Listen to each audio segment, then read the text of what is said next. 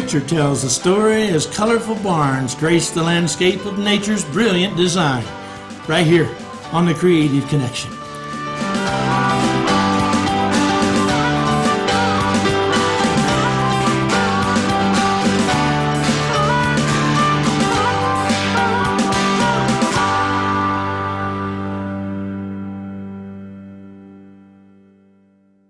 When driving along America's roads and highways, we find remnants in every state of what once was, and still is, the family farm. These remnants may range from an old horse-drawn plow to a converted one-row cotton picker, where they do indeed remind us of a not-so-distant past. Here in my home state, our focus is upon Missouri's barns, as they are found laced along the roadside in the picturesque colors of nature's design. Some of these barns are made of cypress, a native tree to southeast Missouri's Boot Heel, as the territory flanks the northwestern border of Tennessee, separated by the mighty Mississippi River, yet commonly joined by the famous New Madrid Fault, from which Reelfoot Lake was formed, resulting from the earthquake of 1811. Cypress barns are generally recognized by a unique shade of gray, seasoned by the weathering of time. It seems no matter what kind of trauma may befall the structure, some are left standing to the level at which they were built. I've seen at least one with its corner post missing, save the 12-row cultivator. We see less of them today as a result of agricultural production trends, along with the expansion of new rural residential facilities.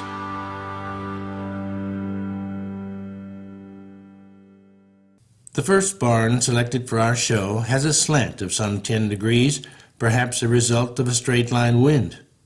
As we look closer, it gives us a hint of its past by housing the so familiar 1948 Chevy pickup, the sort of thing a local passerby may take for granted, at least until it's not there anymore.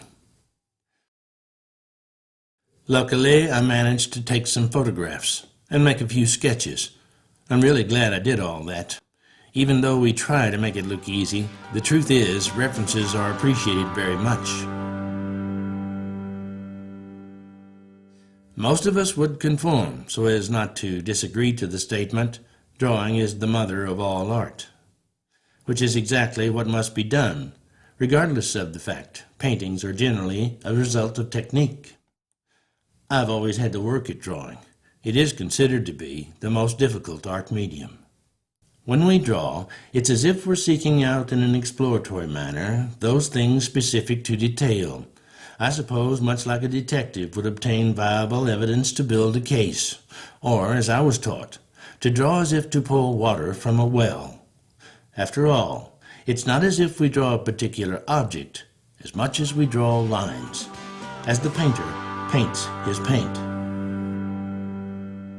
The subject of painting barns seems to have an architectural connection that includes a way of life. We may go as far as to say a way of life that no longer exists. Still further, I saw it vanish. Indeed, the picture does tell the story, as curiosity may get the best of us to ask, what's the box for, attached midway there in the front? I can think of a couple of reasons. It may hold tools for certain maintenance tasks, where everyone has access. It could be a feed box, perhaps to feed a horse some oats, having access from storage inside.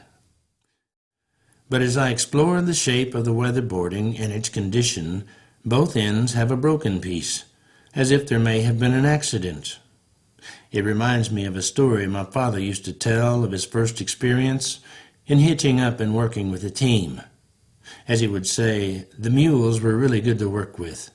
For the most part, I enjoyed it, but it was that horse that gave me trouble. First thing each morning, I'd have to go get him, and sometimes chase him down. Took a lot of extra time. I guess I was willing to put up with it, but every once in a while, he'd turn around and bite me, as I was hooking up the harness. Well, one day he bit me and ran into the barn. I went in after him and shut the door behind me, holding a pitchfork, and chased him around in a circle until I was close enough to drive it home.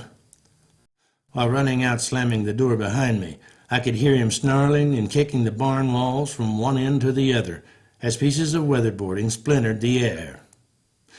In a little while, after opening the door, the old horse politely walked out, came over and stood next to me, as still as he could be.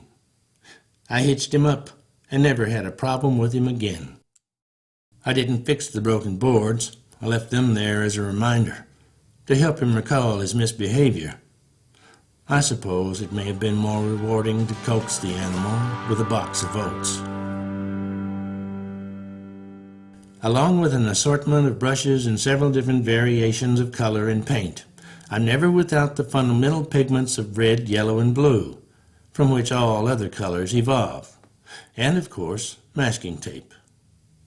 Well, it's the only way I know to create a specific edge between shape and form that's so important when used in achieving the details drawn upon.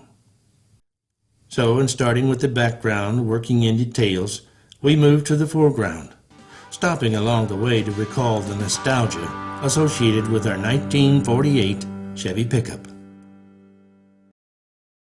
I suppose every generation has its 1948 Chevy pickup and claims it doesn't get better than this.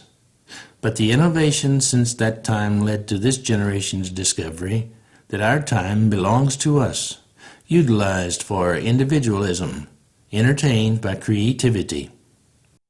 Well, to get back to the reality of the matter, I've wondered quite a while now just exactly how I'm going to paint this truck in a fixer-upper delight, as not one of us at one time or another hasn't wished for such a project. As a matter of fact, I believe someone was fixing it up, judging by the painted roof and primer-sprayed sides with drop claws left in the truck bed. Maybe they were the lucky ones to have had such a project, perhaps to discover the old truck may have already seen its better days. In working from the general to the specific, it may seem difficult to paint weeds in with tall, overgrown grass, let alone a field of soybeans where every plant is the same. A lot of it has to do with the relationship of parts, as light to dark, with thin lines, thick lines, wavy lines, and broken lines, amid the variations of color.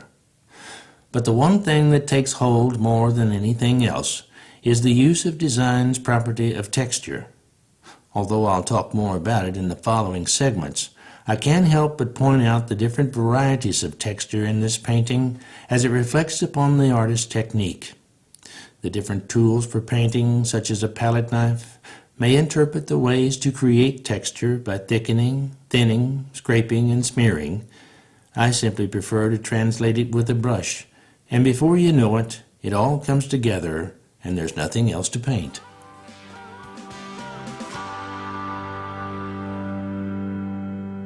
Albert Einstein, in his challenge to understand creativity, was convinced he had defined it as a process, a childlike approach to ponder a thought until one day, while eating an apple, we say yes, which basically means little or nothing if one isn't committed to doing the work, where adaptation and modification takes place in the reality of pondered thought.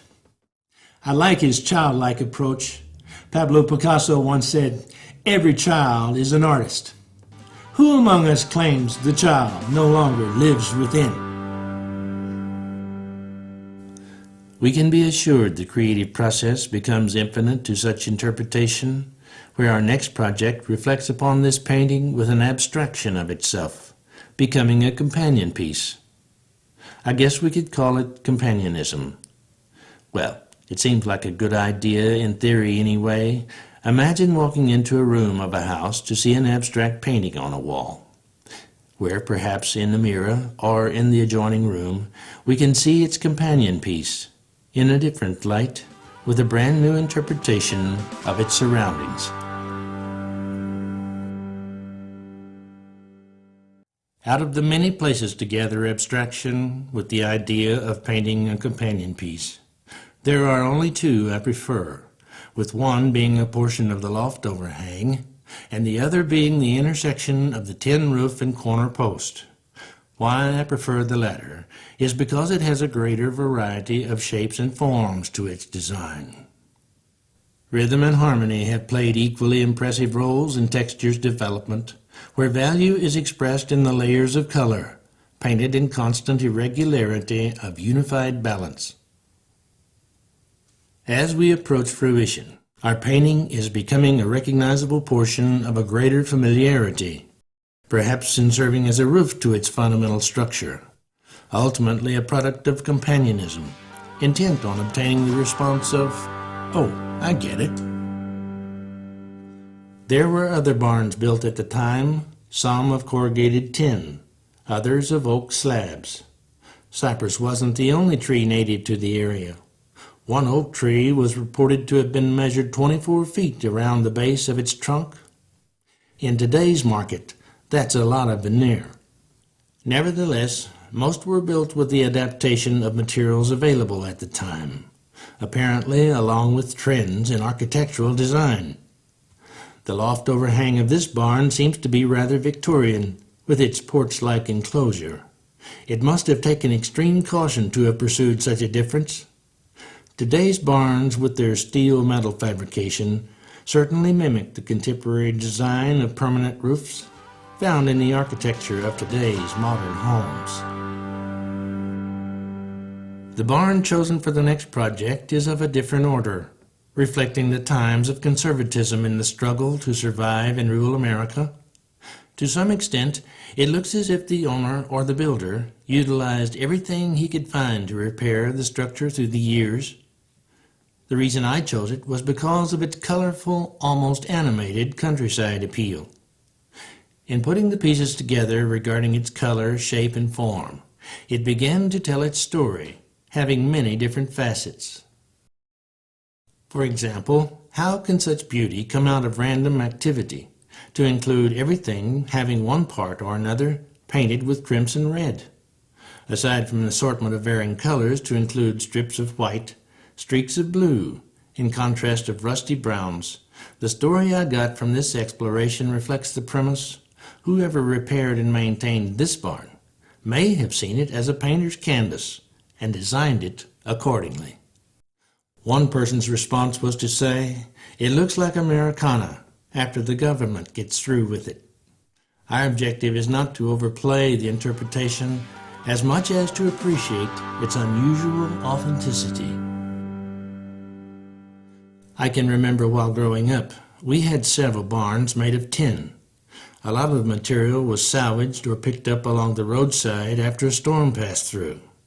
But out of all the material we utilized, nothing was patchworked to this degree, as if it was a coat of many colors, putting a new understanding to the term fabrication. I really do like this barn for what it is, a colorful statement to the passerby.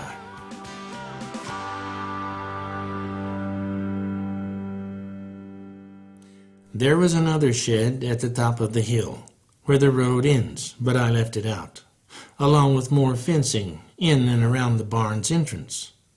The color of the fence was changed to burnt umber, and the style obtained a cross-tie effect, with an extension to the post length, that seemed to work well in coordinating such a kaleidoscope of color. Just as I accepted the challenge of painting tall weeds in with overgrown grass in our previous painting, this barn offered a road alongside its fence, with a ditch bank that appeared to be mowed on occasion, yet still rather woolly. As I began the background to foreground approach, my ditch became different, but I preferred it over the original. Well, I suppose that's the nature of painting, as it becomes an interpretation, perhaps one of those adaptations or modifications spoken of earlier, exemplifying the creative process beyond the pondering of a thought. I really had to work at creating this clump of overgrown Johnson grass. The painting just didn't want to be without it. I have painted gravel roads before to find them cumbersome in the use of monochromatic detail, so I added some blue from the reflection of the sky with brown mixed in with a little bit of green, reflected from the grass, and I was able to give it more life. From the outset, I was convinced the road had been drawn out in its proper perspective, but in painting the road it was difficult to follow, becoming altered by the ruts. I felt I was standing in the middle of the road, when I recall standing at least 2 feet off of it. The answer had to lie in its perspective, and as I straightened the direction of the ruts to the trend of normal traffic, and added a little more grass and dirt to the left side, I was able to bring it around to its proper perspective. This was the aha moment, as my work was rewarded with this masterpiece of nature's design.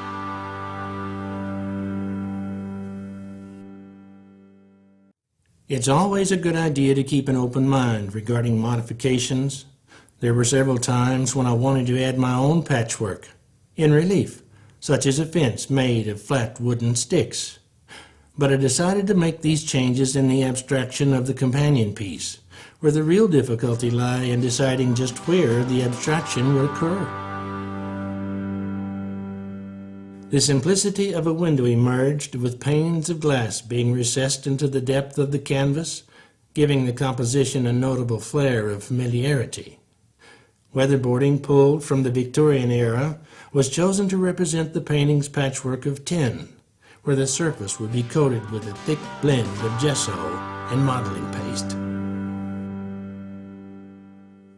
The tactile development of this abstraction reflects on the technique of utilizing design's property of texture, that in effect should be evident in the final response, where the added innovation of dimension causes us to wonder, while observing in the distance, if in fact the painting exists in relief, perhaps to the point of reaching out to touch it.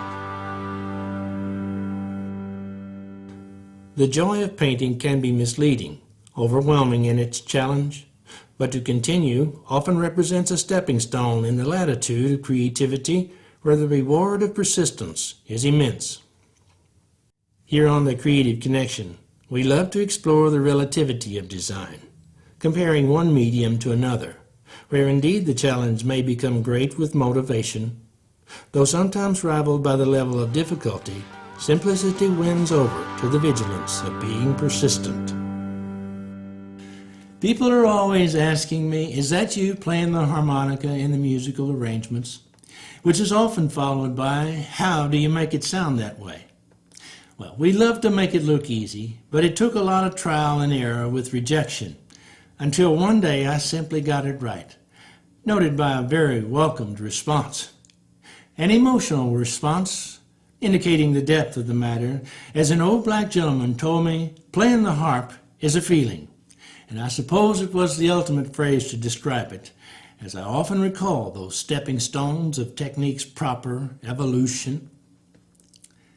As our painting becomes unified, the anticipated response suggests a bit of illusion that indeed makes us want to touch it out of curiosity.